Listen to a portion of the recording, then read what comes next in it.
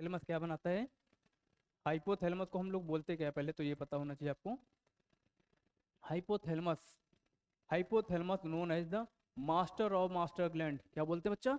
Master of master gland बोलते हैं, क्योंकि ये मास्टर ग्लैंड को बेटा क्या करता है?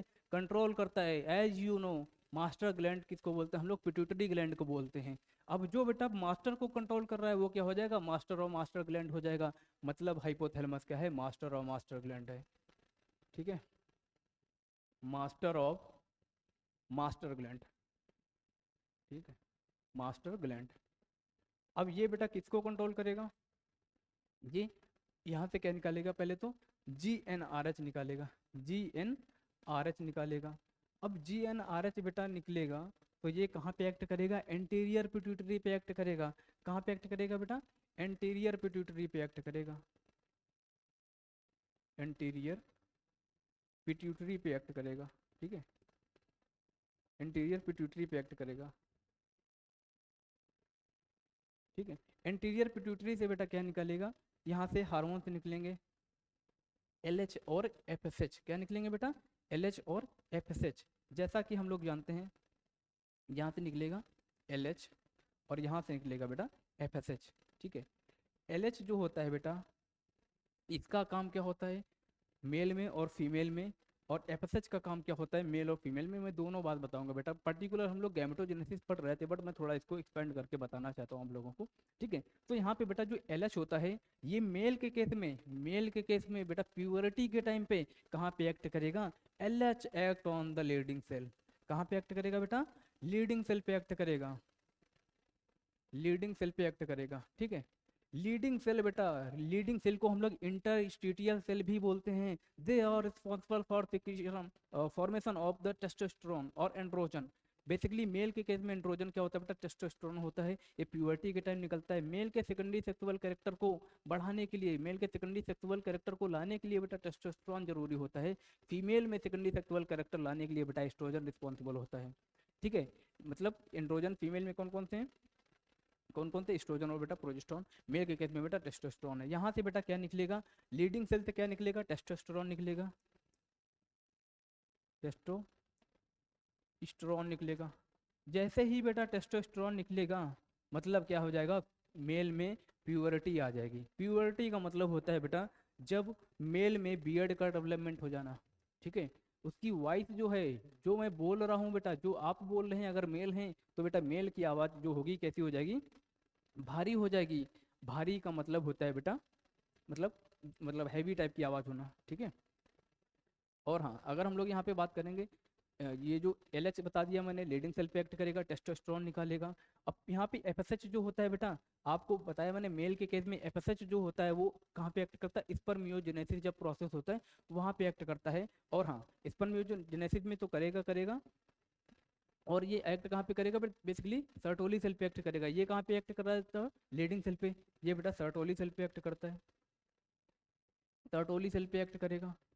ठीक है, सर्टोली सेल का बेटा काम क्या होता है? नरिशमेंट प्रोवाइड कराना। स्पर्मेटोजोआ जो होता है, स्पर्म होता है, उसको नरिशमेंट प्रोवाइड कराना। ठीक है, और भी बेटा बहुत सारे फंक्शन होते हैं इसके, जैसे ABP का फॉर्मेशन करना, एंड्रोजन बाइंडिंग प्रोटीन का, ब्लड टेस्टिस बैरियर बनाना। बेटा ब्लड टेस्टिस बैरियर बहुत इंपॉर्टेंट बैरियर होता है। जैसा कि हम लोग जानते हैं कि बेटा हमारे ब्लड में क्या होते हैं? WBC होते हैं, WBC। ठीक है बेटा, फाइगोसाइटोसिस का काम करते हैं हमारे बॉडी में, डिफेंस मैकेनिज्म को, डिफेंस मैकेनिज्म में हेल्प करते हैं। जैसे ही बेटा आपको ये भी पता है कि स्पर्म का फॉर्मेशन बेटा प्यूबर्टी का टाइम हो रहा है। अब हमारी बॉडी में बेटा ब्लड जो होता है, तो जब जैसे ही हमारा एम्ब्रियोनिक डेवलपमेंट होता है, यॉर्क सेक में बेटा पहले RBC का फॉर्मेशन होता है, फिर बेटा बोन मैरो में होता है, और यॉर्क सेक में, लीवर में, देन बोन मैरो में। जैसे जैसे हम अडल्ट होते जाते हैं, RBC का प्रोडक्शन भी अलग अलग जगह से होता है। अब ब्लड तो बेटा बचपन से ही बनना था, एम्ब्रियोनिक डेवलपमेंट से ही बनना था, बट स्पर्म जो बना बेटा वो प्यूबर्टी के टाइम बना। स्पर्मेटोजेनेसिस कब होती है बेटा? प्यूबर्टी के टाइम होती है। उस टाइम जब स्पर्म का फॉर्मेशन हुआ तो हमारा ब्लड सोचेगा, हमारे ब्लड के WBC सोचेंगे कि भाई ये तो सेल अभी आई हुई है, 18 साल बाद आई हुई है, 18 ईयर्स बाद आई हुई है हमारी बॉडी के अंदर, तो ये हमारी बॉडी का क्या है? फॉरेन है। फॉरेन पार्टिकल बोल सकते हैं। क्या है फॉरेन पार्टिकल? तो WBC बेटा इसको फॉरेन पार्टिकल समझकर इसकी फैगोसाइटोसिस ना कर दें, इसलिए यहाँ पे क्या होता है, ब्लड टेस्टिस बैरियर का बनना बहुत ही जरूरी होता है। अगर ये नहीं बनेगा तो बेटा क्या होगा, जो स्पर्म सेल है उसको हमारी WBC फैगोसाइट कर जाएंगी, खा जाएंगी, और स्पर्म का जो नंबर है वो डिक्रीज हो जाएगा, इवन स्पर्म खत्म होने शुरू हो जाएंगे, है ना, डेथ हो जाएगी उसकी ड्यू टू फाइगोसाइटोसिस। और ऐसे बेटा मेल में क्या होगा, जिसमें ब्लड टेस्टिस बैरियर नहीं बना है, तो वो मेल कैसा हो जाएगा, इनफर्टाइल हो जाएगा। इनफर्टिलिटी बेटा ब्लड टेस्टिस बैरियर ना बनने की वजह से भी हो सकती है, और भी रीजन होते हैं, मैं आपको ह्यूमन रिप्रोडक्टिव हेल्थ में बेटा बताऊंगा। ठीक है, चलो आई थिंक इतना समझ आ गया होगा। ठीक है, और हाँ ये, अगर हम लोग यहीं पे थोड़ा फीमेल की बात कर लेते हैं, कि जो फीमेल्स में होता है बेटा, फीमेल्स में जो होता है, LH कब एक्ट करता है, जब मेंस्ट्रुअल साइकिल होती है वहाँ पे मिड 14 डे होता है, जहाँ पे ओवुलेशन होना होता है। जब LH का क्या होता है बेटा, सर्ग होता है। सर्ग का मतलब होता है किसी चीज़ का अचानक से बढ़ना, किसी चीज़ का अचानक से बढ़ना, उसको हम लोग सर्ग बोलते हैं। वहाँ पे जब LH हार्मोन होता है, LH हार्मोन का फुल फॉर्म होता है ल्यूटिनाइजिंग हार्मोन। जब ये बढ़ेगा तो बेटा ओवुलेशन होगा। ग्रेफियन फॉलिकल, जो मेच्योर फॉलिकल होता है, ग्रेफियन फॉलिकल बेटा रैप्चर होगा, वहां से सेकेंडरी oocyte निकलेगा, और वो सेकेंडरी oocyte निकल के जब स्पर्म के साथ बेटा फर्टिलाइज करेगा, फ्यूज करेगा, तो बेटा क्या होता है, फर्टिलाइजेशन होता है और लीड प्रेगनेंसी को लीड करता है। अगर फर्टिलाइजेशन नहीं होगा तो बेटा जो ग्रेफियन फॉलिकल है रैप्चर हुआ, उससे सेकेंडरी oocyte निकला, ठीक है, और जो बचा हुआ रेमनेंट पार्ट रहता है वो क्या बनाता है, कॉर्पस ल्यूटियम बनाता है। अगर फर्टिलाइजेशन नहीं हुआ तो बेटा कॉर्पस ल्यूटियम डिजेनरेट हो जाता है और कॉर्पस एल्बिगेंस में कन्वर्ट हो जाता है। कॉर्पस ल्यूटियम का बेटा जो येलो कलर होता है, वो due to beta carotene, beta carotene की वजह से क्या आता है, कॉर्पस ल्यूटियम का येलो कलर आता है। और corpus luteum responsible for production of progesterone hormone. Progesterone hormone को बेटा हम लोग प्रेगनेंसी मेंटेनिंग हार्मोन तो बोलते हैं, ये बात आप जानते भी होंगे। ठीक है, कार्पस एल्बिगेंस जो होगा बेटा, वो कोई ऐसा प्रेगनेंसी मेंटेनिंग ऐसा कोई काम नहीं करेगा, वो क्या करेगा, नेक्स्ट मेंस्ट्रुअल साइकिल जो होगी बेटा उसको स्टार्ट करने के लिए रिस्पॉन्सिबल होगा।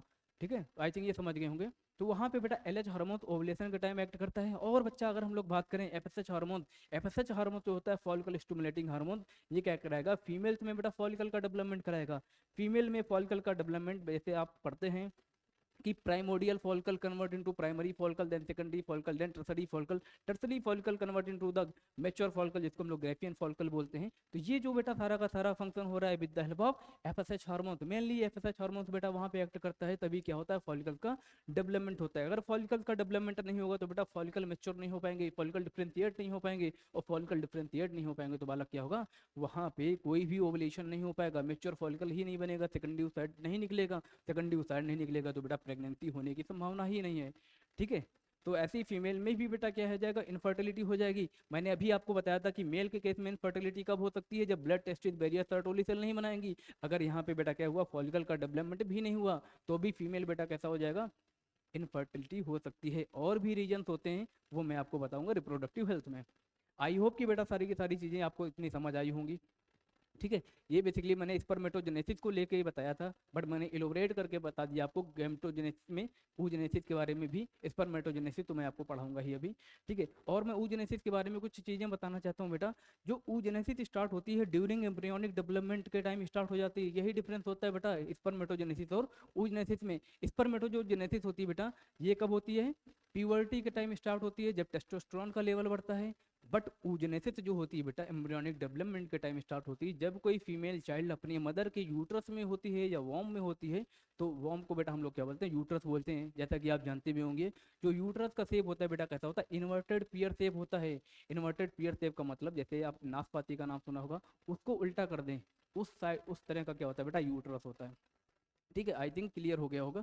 तो सबसे बड़ा डिफरेंस जो होता है, पूछा जाता है बेटा क्वेश्चन में कि स्पर्मेटोजेनेसिस और oogenesis में क्या डिफरेंस है, तो आप बोलेंगे सर स्पर्मेटोजेनेसिस जो होता है प्यूबर्टी के टाइम स्टार्ट होता है, जबकि जो oogenesis होता है ड्यूरिंग एम्ब्रियोनिक डेवलपमेंट के टाइम स्टार्ट होता है। ठीक है, चलो बच्चा